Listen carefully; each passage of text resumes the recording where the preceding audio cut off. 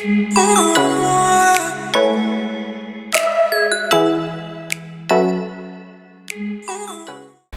everyone, welcome to this week's episode of Self-Love Power Podcast, looking for that comfy space where you can connect to the most inspiring, enlightening and extremely relatable topics on personal growth. We've got you covered right here on Self-Love Power Podcast, powered by Sales Epiphany Studios. Shout out to all our partners, Vogue Gardening, MMR Bookshop, Startup Canoe, and supported by The Unshackled.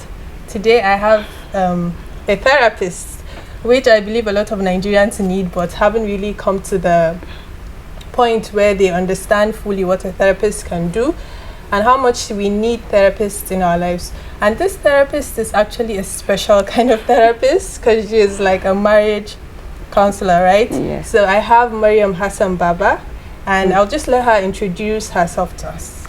Okay. Assalamu alaikum. Wa alaikum salam. My name is Mariam Hassan Baba, and I am a professional marriage therapist. So what I do is, actually my focal point is strengthening marital relationship.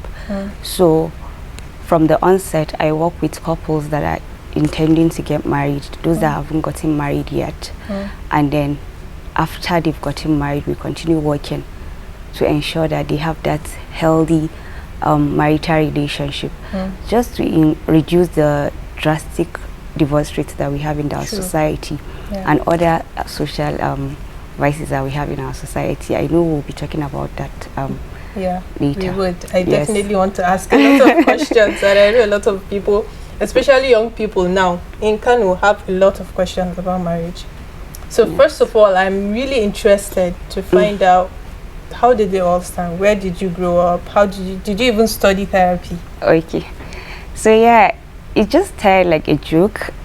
While I was in secondary school, I was just looking for a therapist, but I didn't have a specific area of therapy that I wanted to do. I knew that I wanted to listen to people.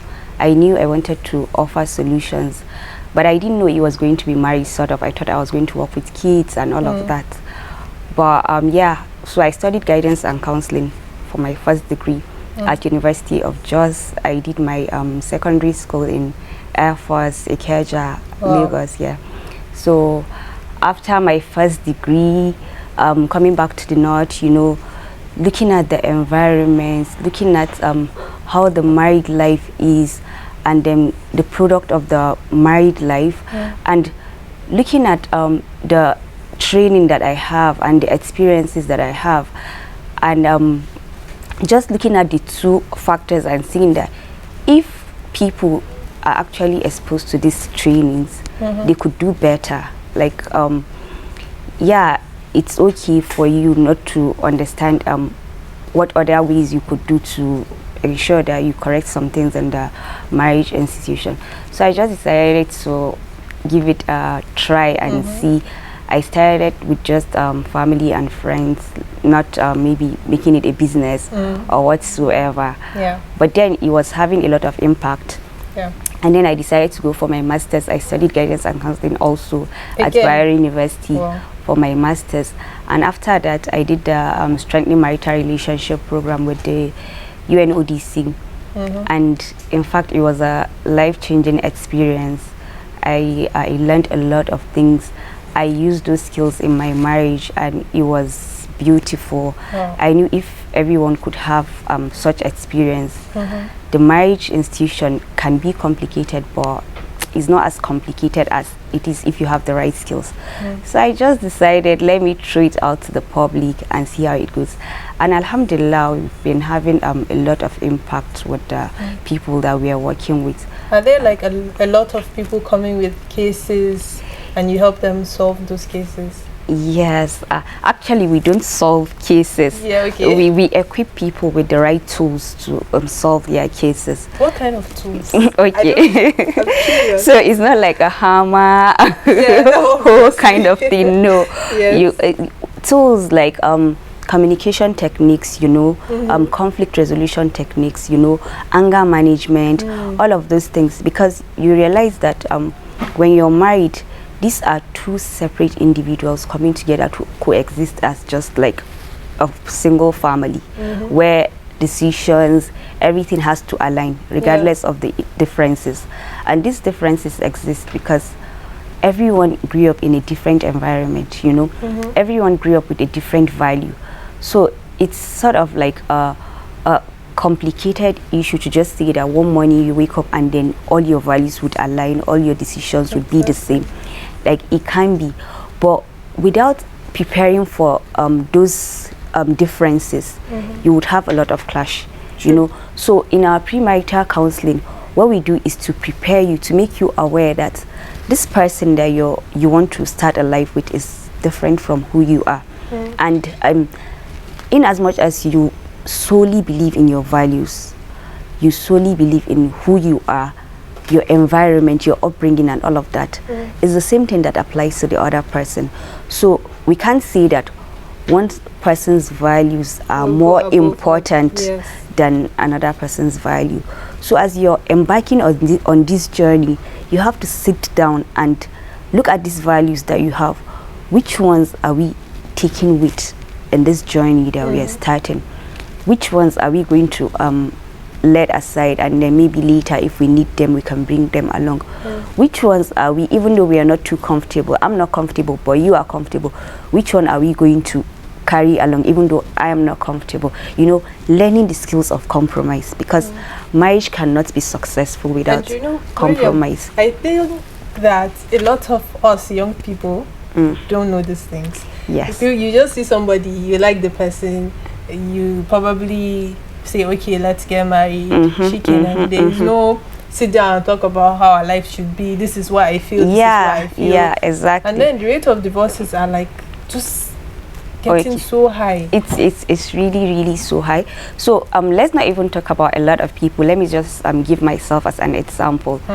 I started off studying guidance and counseling, and of course I learned a lot of skills. I had a lot of tools that equipped me to be ready to have a healthy interpersonal relationship with people.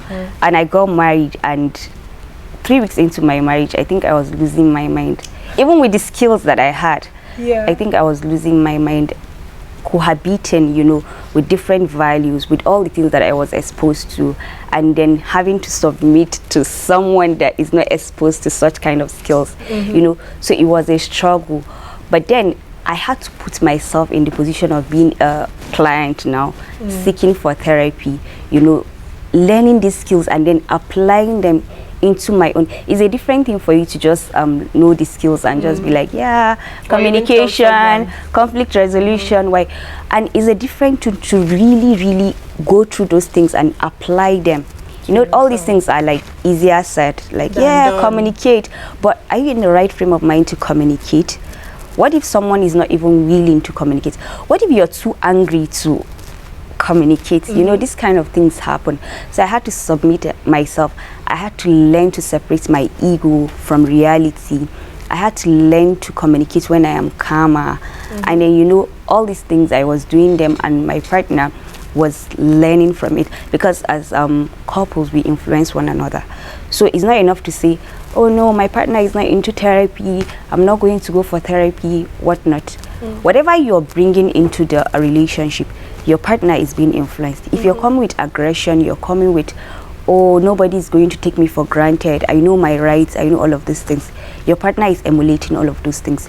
If you're coming with, okay, let's sit down and talk, let's be tolerant, let's give each other second chances, your partner is learning all of those things. It's just that it's not like magic, like you just flip your hands and everything, it's fine. No, it's a gradual process. So you have to give yourself a lot of time, and then you have to really make up your mind that I want to do this, I want to be less selfish, I want to be more tolerant of the people around me, and then it gets easier. Which brings me to the next thing I want to ask. So out of all this, let's say anger management, lack of tolerance, communication, and a lot of other things that cause issues, conflict, which one has been the most prominent one in all the cases? Let's say like is the highest one you've seen. So I would say for couples that are not yet married, like couples that we have for the premarital counseling, the highest complication is unrealistic expectations. I think that's the most common, like both from the side of the man and from the side of the woman. A lot of us have unrealistic expectations when it comes to when it comes to marriage. Like, we want our partners to be the best. We want the marriage institution to be the best. We don't want to compromise. We believe so much in our values. We believe that our values are the right values. So we want our partners to emulate them. We want to be happy every day of the year. Every single day of the year. So all these things are actually impossible. You know, when you're getting married, you have to be open-minded. You have to allow yourself to feel the moment, you know, feel things, and just not brush them aside and still be in your head all the time. Like, be realistic. What is it? You're not perfect. There are a lot of things that you cannot give in to the marriage, you know. And the same thing that you cannot, the same way you cannot give everything in the marriage is the same thing your partner can. So yeah, if you have empathy, you know, it makes it easier. So for unrealistic expectations, I would say have empathy, you know, and be realistic. Like, be realistic. Be realistic. Because I mean, if it's me, like, I'm thinking, okay, I'm getting married to quote unquote love of the love of your life, and then I'm expecting, okay, we love each other so much, everything will be fine, we're starting a new home. Why can't I be happy almost every single day? Right? Because you're spending your life with someone that you chose. But then you now thinking, okay, there are days where you wake up and you might not even want to talk to this person. It's difficult to imagine. It's difficult, but it's the reality. You know, as you're building a family, reality kicks in, right? So it's no longer, you know, while you were dating, it's just, oh, how are you? I'm fine. He's not really responsible for your finances. You're not responsible for other things, you know. So everyone is just putting their best foot forward. Packaging. So at the end of the day, the morning after, when you're married, you know, you're responsible for taking care of the home, doing some other things. He's responsible for the financial burden of the home and all of that. So once this reality kicks in, of course there will be days you wake up and probably you're unable to provide for that day. You know, you're struggling with your own issue now because you're not able to do what you're supposed to do. So already you're on the edge, and this is somebody expecting you to come and just laugh and be happy and do this and do that, you know. So you could notice your partner just getting cranky and all of that, and you could just think that, oh no, probably he doesn't love me anymore, or she doesn't love me anymore. But you don't know, this person is struggling with a lot of things. So that's why partners need to communicate. They need to be honest with each other. Let everyone have a glimpse into their own world, you know. Understand that your wife could have just wake up one morning and keep to herself. Probably it's hormonal changes. Women go through these things every time, like pregnancy, menstruation, all of those things. So once you understand, you put yourself in their shoes, you would not really be triggered that you know, it's why is she crazy that I feel a lot of young men shy away from certain things. For instance, acknowledging that women have periods.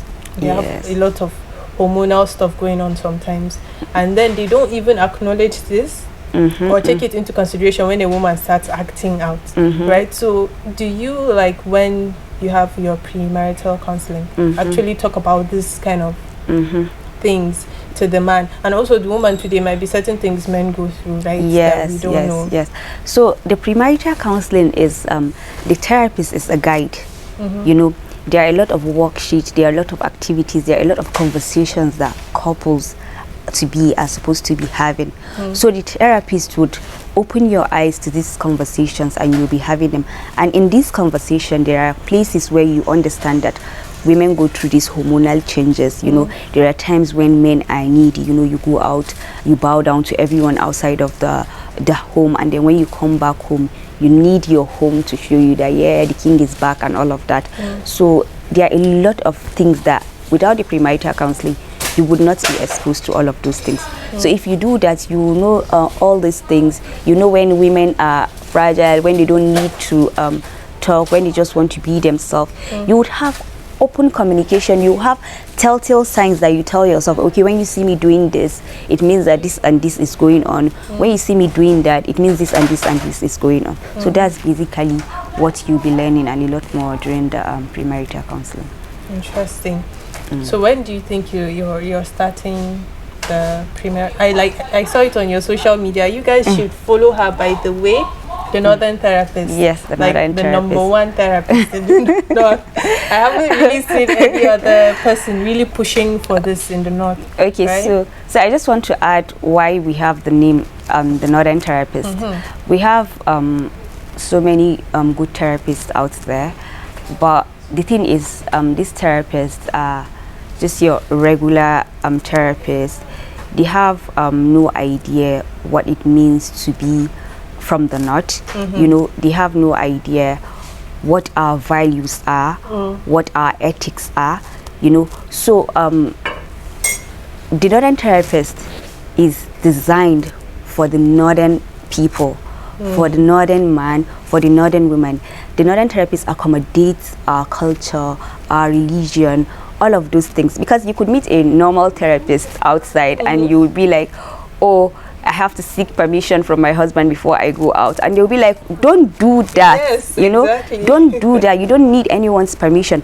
But the Northern therapist acknowledge that there are some rights that the man has over his wife Islamically, and there are some rights that the woman has over her husband Islamically. So we take care of all of that. That's what makes the Northern therapist I have an interesting question. special. So there is culture. Yeah. There is religion. Yeah. How do you deal with? Because they seem to be clashing. Yes. Sometimes. Yes. Especially up here in the North, you know, like our religion is just imbibed in our culture, and our culture is imbibed in the tradition and all of that. So with the Northern therapists, we try as much as possible to enlighten our clients to know where the differences are, where this is culture. You could try to adapt this if you want to, but it's not compulsory on you. And this is religion. You can't run away from this. This is a fact. Yeah. And I think this is an interesting thing, because the whole noise on social media about women stand up for your rights, women don't allow men to walk over you, and all of that, sometimes it sends out the wrong message to the young girls out. A lot of young girls mistake what they see or hear on social media to what reality is. You know, there are a lot of things that you probably think, oh, this is my right, I will not allow anybody to walk over me, I will not allow anybody to take me for granted, and all of that. But you realize that there are stipulated rulings when it comes to the married life, right? And both men and women are given their roles and their responsibilities clearly. Okay, so the Northern therapist enlightens you with this your roles and your responsibilities and where your boundaries are.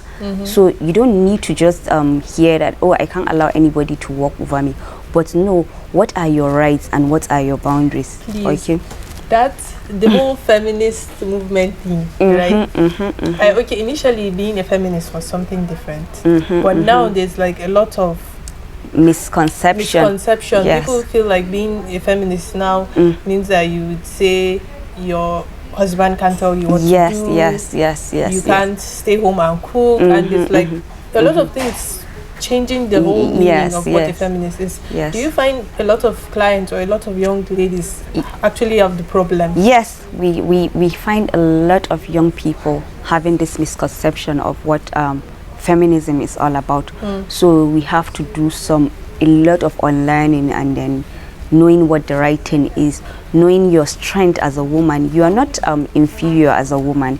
You don't need to be aggressive. You don't need to, you don't need to demand for things for them to work in your favor, right? So we equip them with the skills and the knowledge to empower them so that they know that I don't have to be rude and I don't have to be aggressive to get what I want from my husband. And there's power in submission.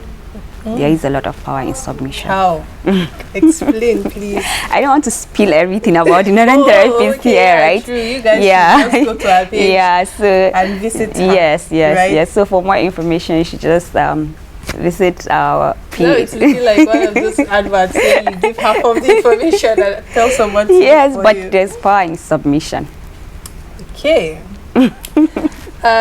Guys, don't forget that this week Vogue Garden is still giving out free meal tickets to one of our listeners, and we'll keep you informed on what you have to do when we post it on our social media. Follow us on Instagram at Self Love Power Podcast, and subscribe to our YouTube channel. Follow us on Spotify. Also, you can follow the Northern Therapist, right? Yes. On Instagram.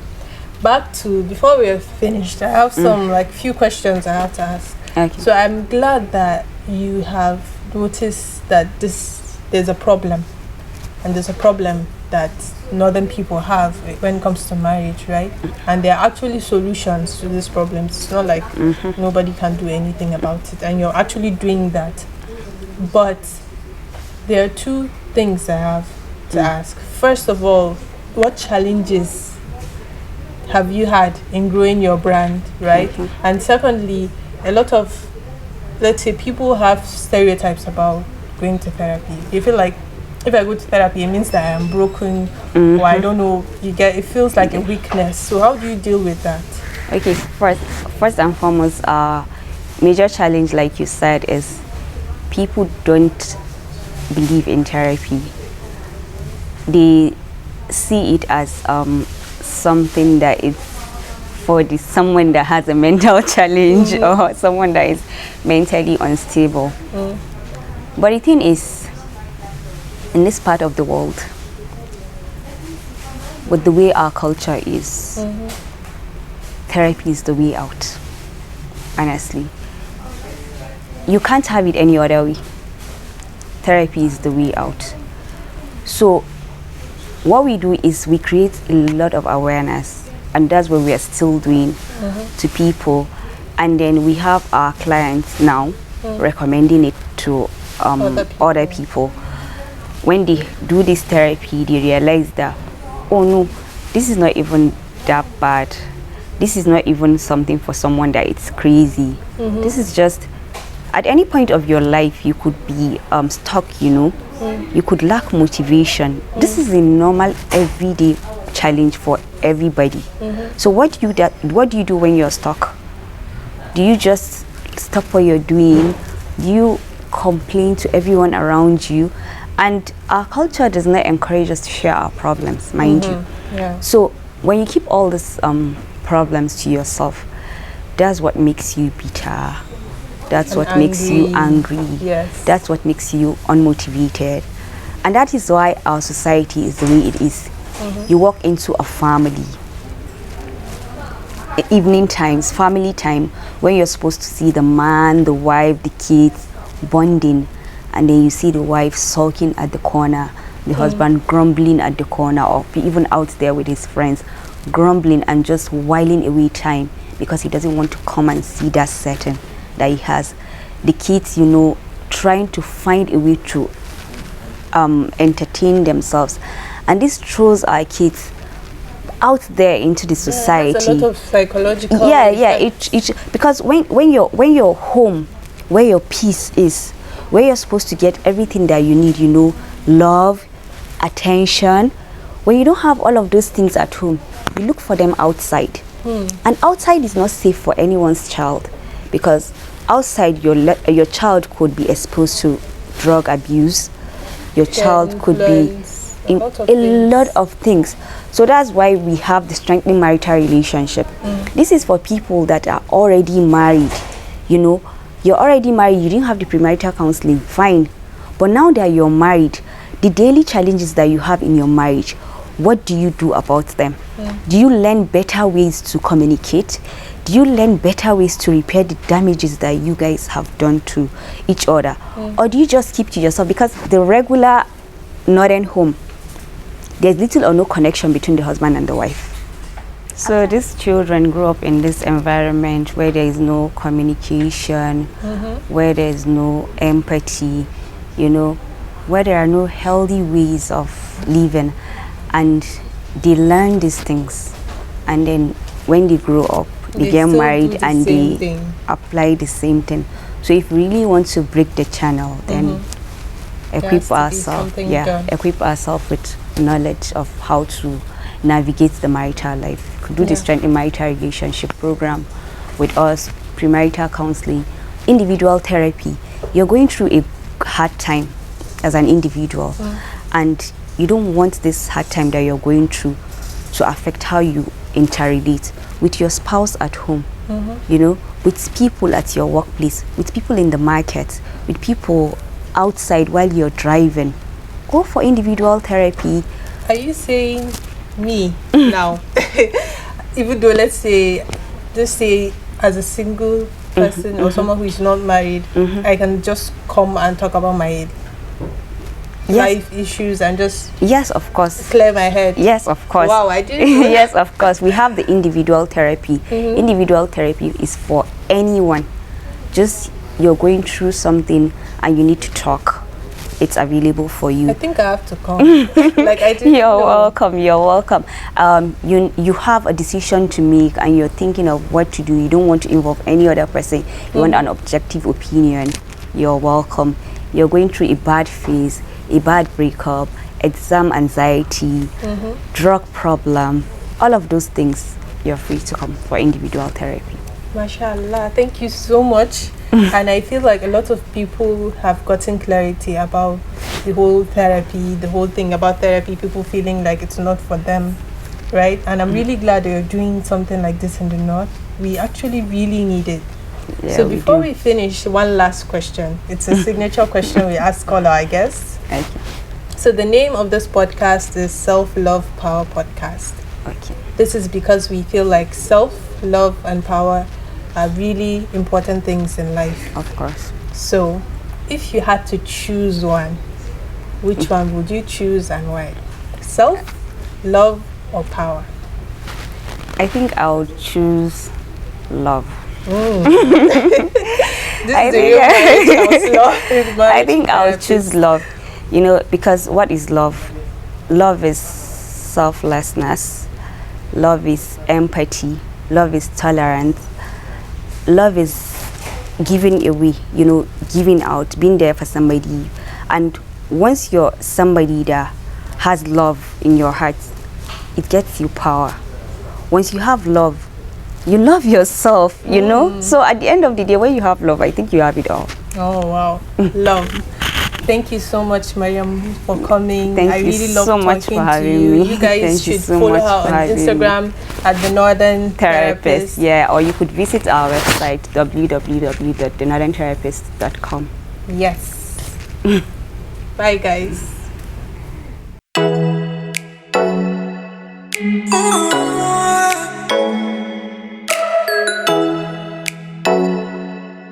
Oh